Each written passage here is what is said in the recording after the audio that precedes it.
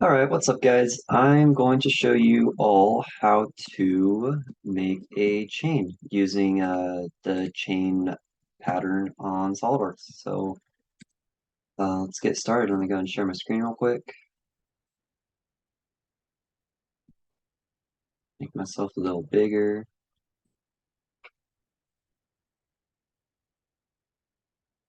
All right, so this is the chain. So I built my own chain just to kind of make some example parts for you guys, so you guys could kind of understand how the chain pattern works and how that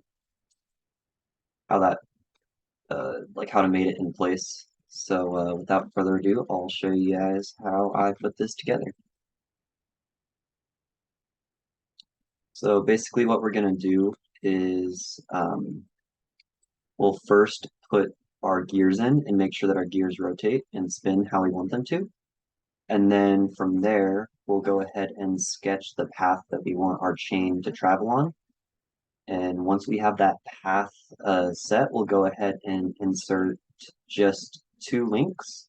We don't need to make those links in place. And basically what we do is by doing the chain link pattern, um, the it'll put in all the links exactly where it needs to be. And then from there, we'll go ahead and we'll make the chain in place. It's not perfect, uh, um, but it kind of gives you an idea of how the chain will spin when you spin the gear. If you guys figure out a better way to make the chain, feel free to drop that in the comments. But this is the best way that I know how to do it. So without further ado, go ahead and open up a new assembly file. Oops.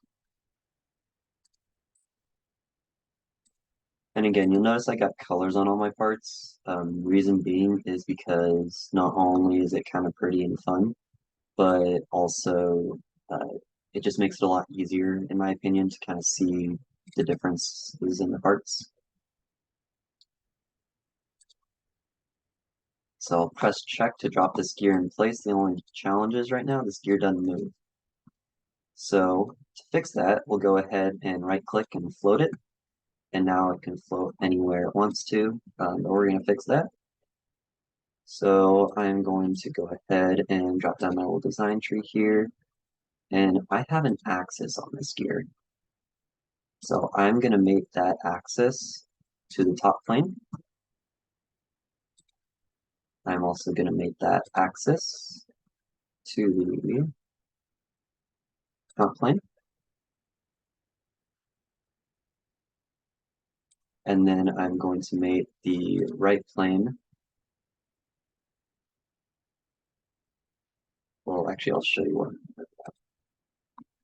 So basically right now, my gear can spin, but the issue is it could still slide laterally because I only made it the axis to the plane. So the axis is staying in the same spot even when the gear is spinning. So that's why it can spin, but it can move back and forth. So we got to fix that. So we're going to go right plane, right plane. And now our gear can spin, but that's all it could do. And that's exactly what we want.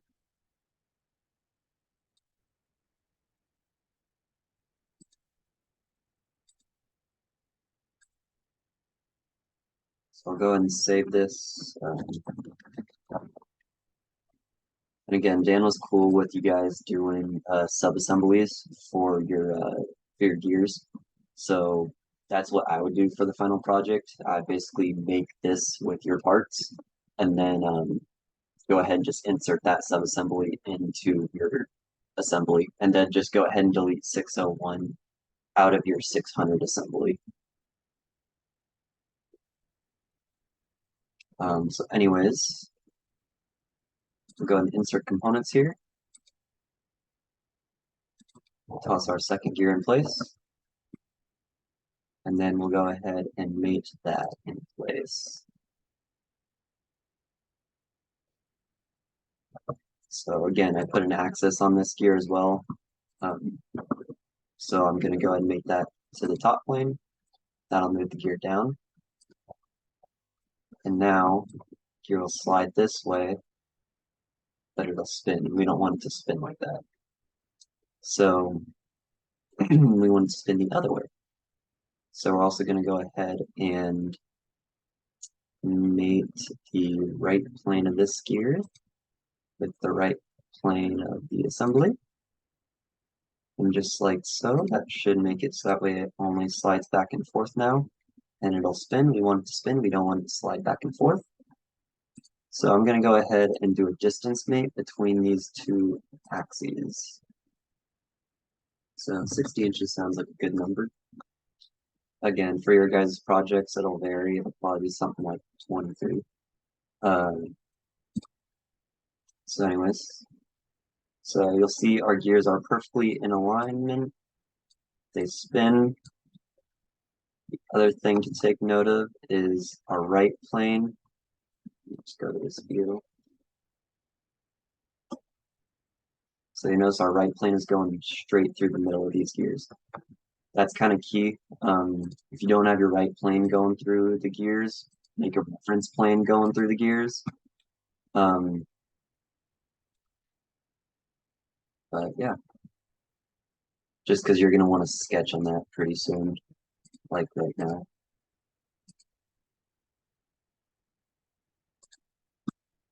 Okay, so we're sketching the chain path now. So basically I'm going to go and I'm going to put two points on the center points of the arcs for the gear teeth, because that's the path that my chain's going to run. Because now when I go and make a circle, I can just go straight out to that point and I should be already fully defined. Again, I'll go to the edge of the gear to find the middle, and then I'll go out to my point and I'm good to go. And then we're going to go and draw these lines. So I'm going to start the line on the circle. It'll automatically infer a tangent relation. We want that. And then I'm going to drop this down when it gives me both the coincident and the tangent relation. If you guys don't have that tangent relation, not only, anyways, if you guys don't have that tangent relation, not only is the sketch going to be underdefined, but the chain component pattern won't work if it's not tangent. Like if your line isn't if it has like disjoint paths, not disjoint per se, but like can't have hardenism. It needs to all be not continuous, but like there's a fancy calculus word for it. I forget what it is.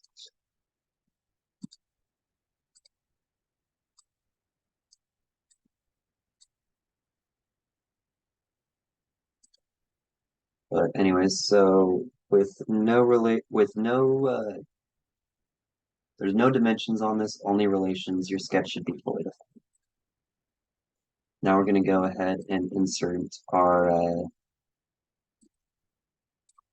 chain feeders in here.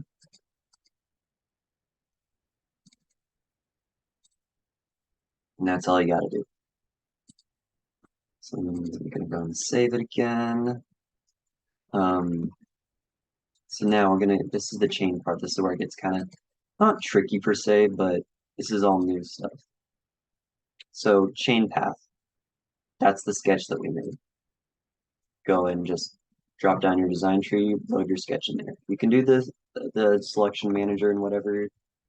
But if your sketch is a good sketch, then you should just be able to load your sketch in there. If your sketch isn't loading in there, make sure that everything's tangent, that it's a smooth all the way around, that's fully defined and whatnot. That will help get that sketch loaded in there. If for whatever reason it doesn't want to load in there.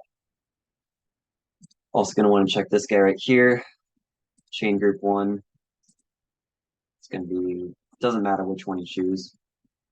And then I also chose to fill the path because why not? For this blue and red part, basically that's just asking you what parts of this chain connect to the other parts of the chain. in which case it's going to be your cylindrical faces. For the path alignment plane, that's asking which plane on this part lines up with the plane that your sketch is on. So in this case, I'm looking at my three planes here. Looks like it's gonna be my front plane. And I don't even think it'll let me. Yeah, it won't even let me choose the top or right plane. So obviously it's gonna be my front plane. Because it has to be, the plane has to be normal to those cylinders. Okay, so then because I have two groups of chains, so this is gonna be my other group. And I'll go and drop this guy down. It's asking me for those, so again, it's which part attaches to the other chain. So we have this face and this face. Those are the interfaces between the chain. And then for our path alignment plane, looks like that's still going to be our front plane. I could click that face. Let's see what it does here, though. See how it does that. But then if we go ahead and choose our front plane, oops.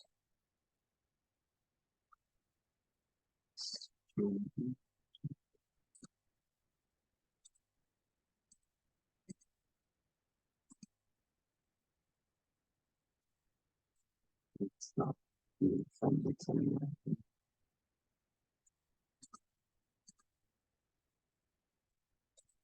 There we go.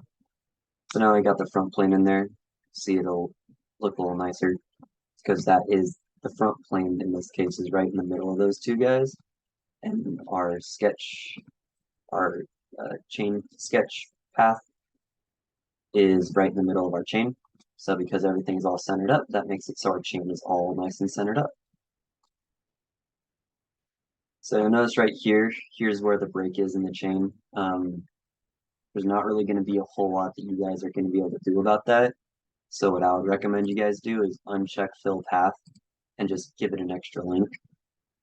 You'll have a little bit of interference when you do that, but it'll, in my opinion, it looks better.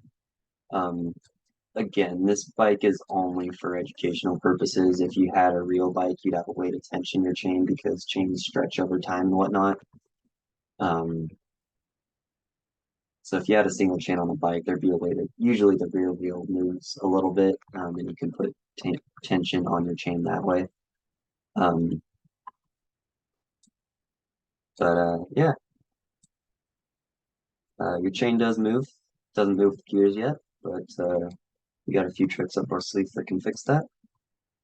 But first, I'm going to go ahead and actually mate the gears together. So we're going to go to mate, we're going to go to mechanical, and we're going to go to gear.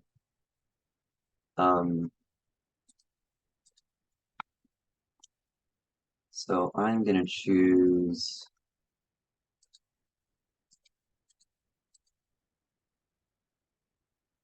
I don't think I wanted that.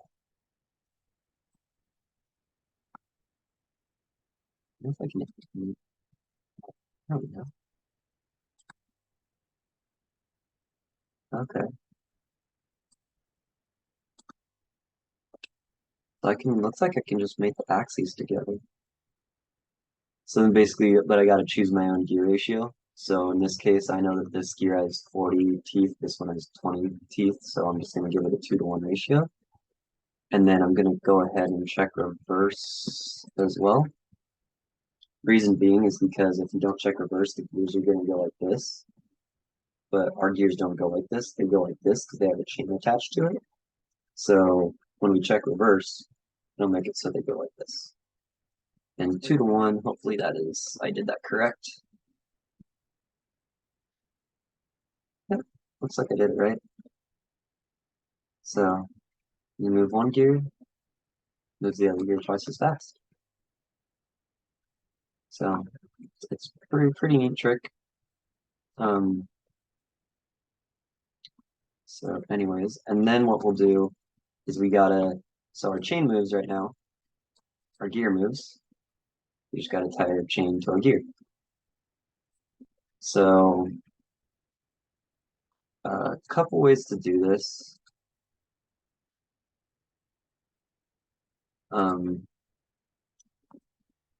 Way that I'm going to choose to do it is I'm going to go ahead kind of move that into place a little bit. I'll kind of try here. Actually, here's what I'll do.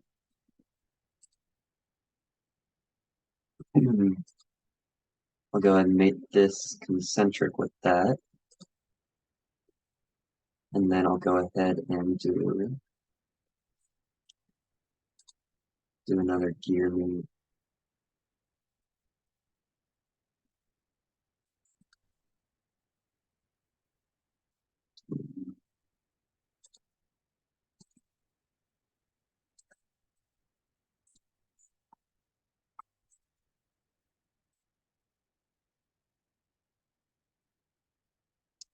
Simple 1-to-1 ratio should work. And then I'm going to go ahead into my mates.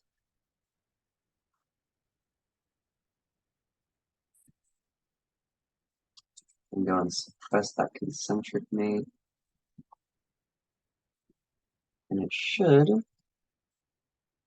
my GPU want to cooperate, which is a great reminder to save your stuff.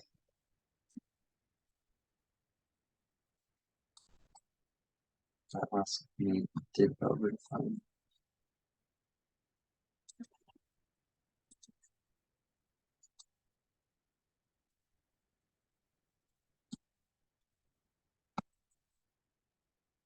I was hoping that would work.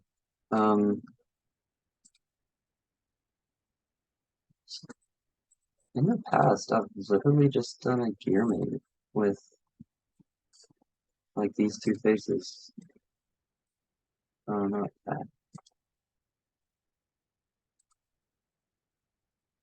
There's like a 1-to-1 ratio there. Oh, doesn't that like that?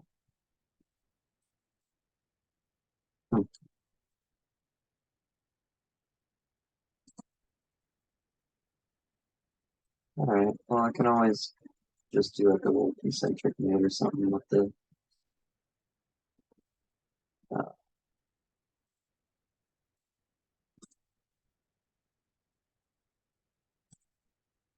we'll go tangent. I'll at least get a half rotation out of this gear. It doesn't like to leave it once it gets there. So, but anyways, it gives you kind of an idea of how the thing works.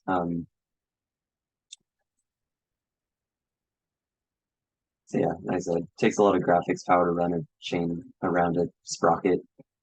But yeah, that's what I got for you guys. So good luck with Project 10, and hopefully this video helps kind of get you a grasp of the chain component pattern and kind of how that works, and then how to make your chain in place for the project. Honestly, as long as you get the chain in there and it looks okay, that's really all I think we're going to be looking for. But yeah, happy catting. You guys have my email. You guys know how to get a hold of me. Good luck.